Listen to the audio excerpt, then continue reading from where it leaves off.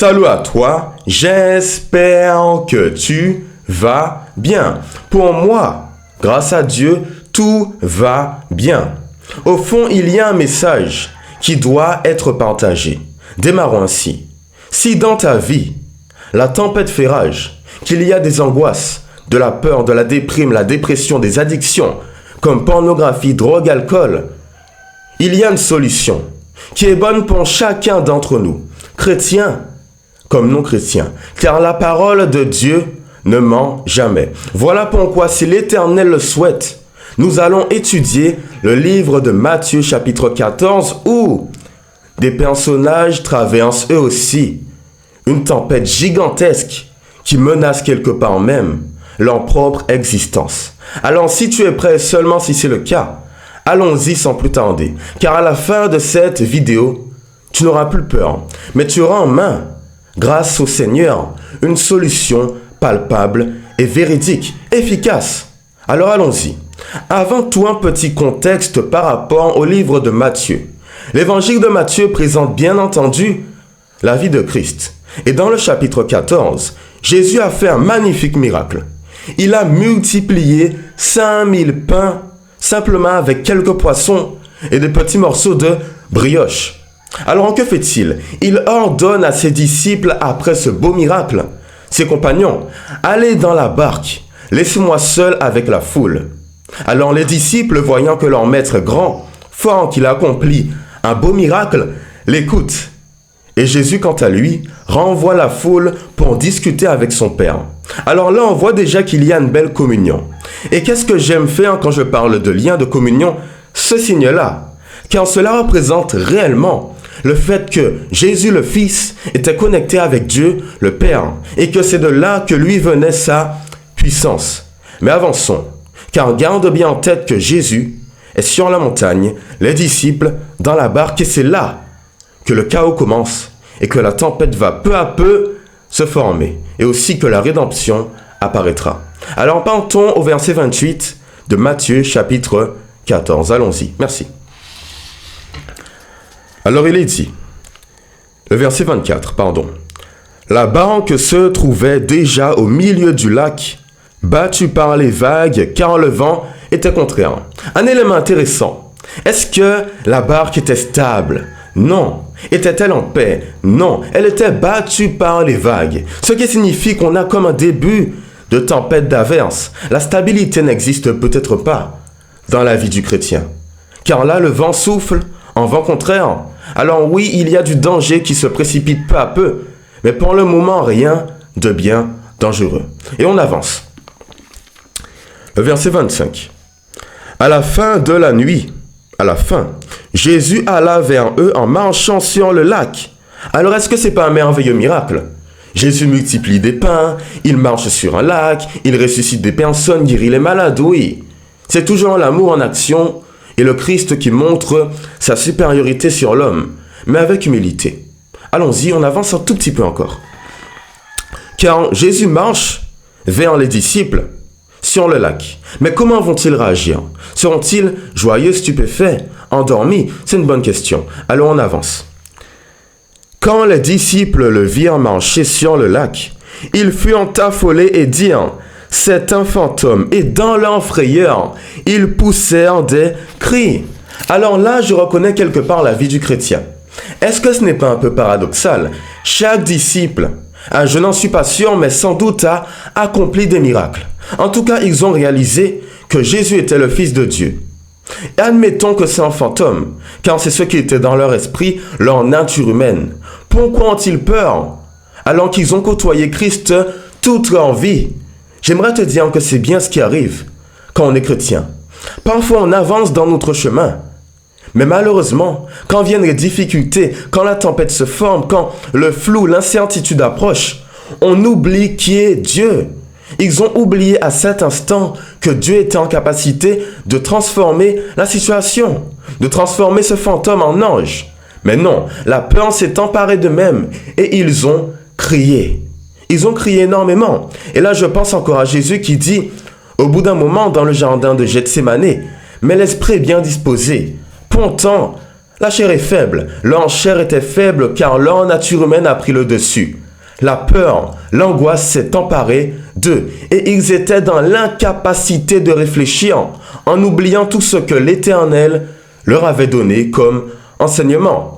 C'est comme si dans notre existence, Satan établit un brouillard pour nous empêcher d'avancer. Et dans le brouillard, on avance à tâtons. On a peur de faire des erreurs, de tomber dans un trou car on ne voit pas autour de nous. Notre perception est biaisée, car c'est bien ce que fait le diable chaque jour. Te faire croire que le Dieu que nous avons est limité et qu'il ne peut rien, mais rien faire pour toi. Et comme tu ne vois rien, tu l'écoutes. Car quand on ne comprend pas ce qui se produit, on a tendance à se faire confiance. C'est bien là la tragédie, car en se faisant confiance, notre nature humaine nous amènera tôt ou tard vers l'échec. C'est la réalité. On continue.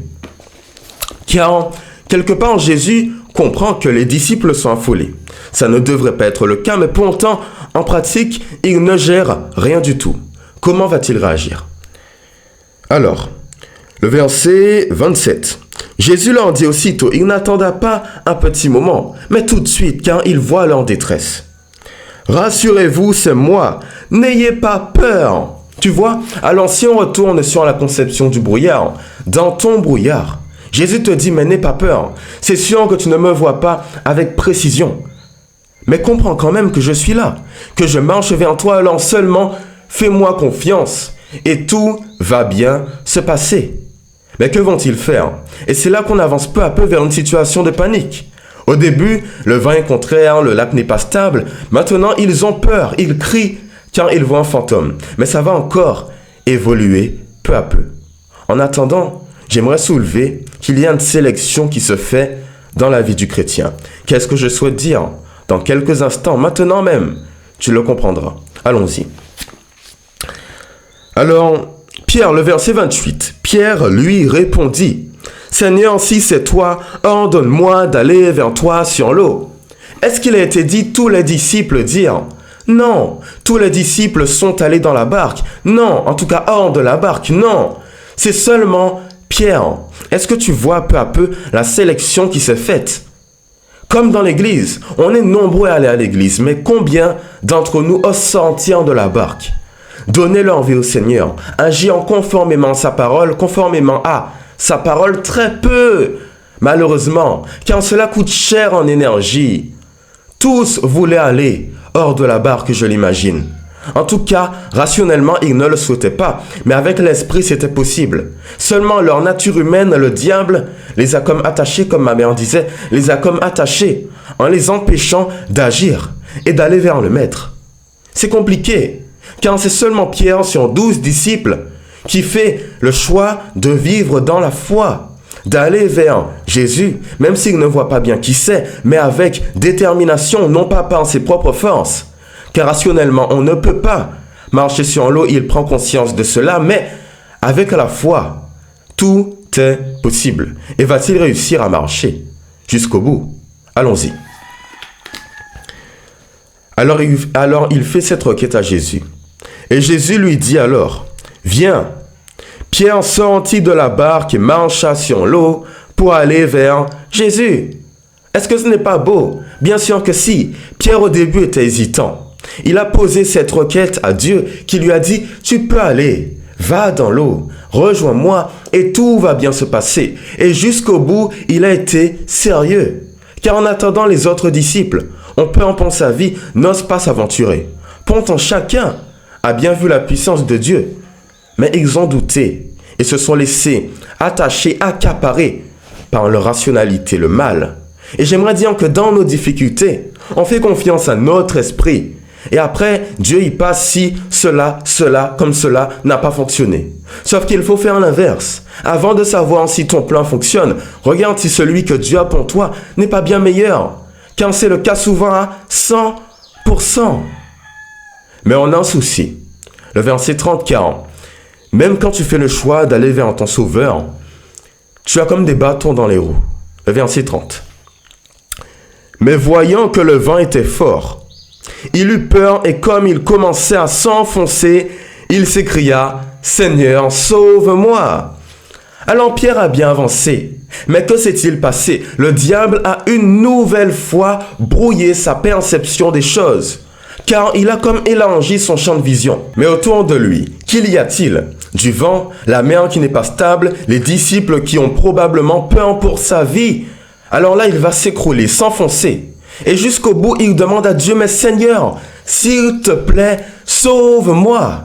Car il ne veut pas mourir noyé. Il comprend que de lui-même, il va plonger tôt ou tard. Alors il prend la décision de crier à l'aide. Et j'aimerais te dire que peu importe ce que tu traverses, addiction comme moi avec la pornographie, les jeux vidéo, l'alcool, la drogue, la violence, le manque de maîtrise de soi, les conflits, les querelles, le divorce, peu importe ce que c'est. Quand tu vas crier « Seigneur, sauve-moi », il t'aidera tôt ou tard. Je n'ai pas dit que c'est simple, qu'il te faudra agir ainsi une seule fois, car pense à ceci. Il y a 2 jours, vendredi, j'étais fatigué et je devais bien entendu répéter cette vidéo. Malheureusement, mon esprit m'a dit non, tu ne vas pas y arriver. Alors en chantant les chants, en lisant la parole, j'ai pu avancer, car j'ai osé dire, mais Seigneur, je ne comprends pas. Aide-moi, sauve-moi. Et aussitôt, il répondra. J'aimerais te dire que dans ta vie, il n'y a rien qui est ingérable, impossible. Face à toutes les péripéties que nous avons, un seul secours. Que tu sois chrétien ou non, crois en cette parole au fond. Que si tu veux le meilleur pour ta vie, tu dois oser crier « Seigneur, sauve-moi ». Et là, les choses vont changer. Et on avance. Une dernière fois. Dernier effort. Alors, oui. Verset 31. Aussitôt Jésus tendit la main, l'empoigna et lui dit, « Homme de peu de foi, pourquoi as-tu douté ?» Ils montèrent dans la barque et le vent tomba. Ceux qui étaient dans la barque vinrent se prosterner devant Jésus en disant, « Tu es vraiment le Fils de Dieu. » Est-ce que l'Éternel a attendu que l'eau arrive au cou de Pierre? Bien sûr que non. Dès que ce dernier a crié « Seigneur, sauve-moi », aussitôt, c'est-à-dire à la seconde près, il a réagi, a tendu la main à son disciple tant aimé Pierre et l'a secouru. Alors Dieu peut te secourir, même si ce n'est pas simple, même si tu as l'impression que rien n'est possible et que tout est terminé. J'aimerais te dire que c'est faux. Car moi personnellement, je ne sais pas jusqu'à maintenant, est-ce que j'aurais osé sortir de la barque pour marcher sur l'eau? Très peu le feront. C'est la distinction qu'on a entre un chrétien qui ne croit pas en la parole, celui qui croit mais qui s'arrête à mi-chemin et qui n'ose pas dire à Dieu que ça ne va pas, alors il s'enfonce noyé par les flots. Et le dernier qui crie à plein poumon, « Mais Seigneur, sauve-moi ». Et c'est ce que tu dois garder à l'esprit. Peu importe ce qui se produit, ose prier, crier à l'Éternel, car c'est lui qui va te délivrer. Et nous allons prier en ce sens afin que notre nature, le nous qui est en nous bien entendu, ne déborde pas et ne nous empêche pas d'atteindre la perfection spirituelle et la guérison dans nos vies. Je te partage un message d'espoir, non pas de peine et de douleur. La vie est déjà assez tragique comme ça, alors toutes les fois où je rencontre quelqu'un qui va mal, je suis heureux. Tu sais pourquoi? Je me dis que maintenant qu'il l'a connu et qu'il me connaît, Dieu pourra travailler sur lui au travers de moi. Alors la joie devrait emparer chacun de nous, car l'espoir est encore là. Et c'est ce message que j'aurais aimé et que je t'ai partagé en ce matin. Alors nous allons prier afin qu'on puisse croire, mais jusqu'au bout, au Seigneur. Allons-y. Alors Seigneur, tu vois chacun de nous, nos difficultés, nos péripéties. Moi qui luttais avec la pornographie, d'autres avec d'autres mots bien plus grands. Tu peux faire toutes choses. Face à un divorce, un conflit, des querelles, la violence, le manque de maîtrise de soi, les sectes, peu importe. Tu peux agir. Alors Seigneur, sauve-nous car le péché est présent. Il fait des ravages dans nos vies. Et nous avons besoin de ton aide pour tout surmonter. Alors donne-nous force et courage jusqu'au bout, mon Dieu. Comme Pierre, secours-nous. Ne nous lâche pas et aide-nous à dire, mais Seigneur, aide-moi, car rien ne va plus. Et aussitôt, quand nous serons au bout du rouleau, tu viendras nous délivrer. Ou même avant, je le souhaite. Merci Seigneur, je t'ai prié au nom de Jésus et pour ta gloire. Amen. Amen. Alors j'espère que cette vidéo t'a plu.